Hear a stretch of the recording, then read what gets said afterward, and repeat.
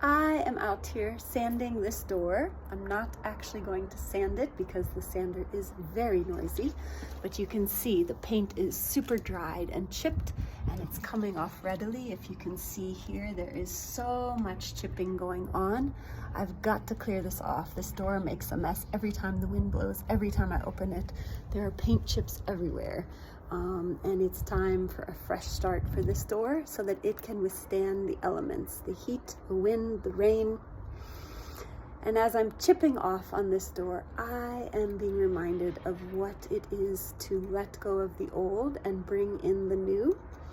A friend once told me of an example of this with burn victims. When a burn victim has been burned, there's a awful, painful process by which a nurse or medical professional scrapes off the burnt skin. Very painful to do.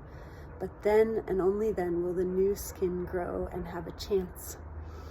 And it's so often the same in our lives when we have gone through some form of loss or disappointment. It is so painful to finally recognize that that thing is not going to happen or return, and process it, grieve it, let it go. This can be in the case of many things. It can be relationships, it can be a dream that we had, it can be in a job, as is my case. And with the loss of my job, I also almost felt like I lost my identity that was attached to that job. And I'm having to go through this process of figuring out not only what is the new job I can do, but also what is my identity in it all. And this is a painful process, but it is well worth the effort of looking at the loss, recognizing it's time to close that door in some form or fashion. I hope I don't have to fully close the door on my career that I loved, but we will see.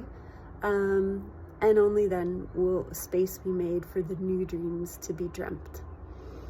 But God is a kind God, and He has a good plan for each one of us.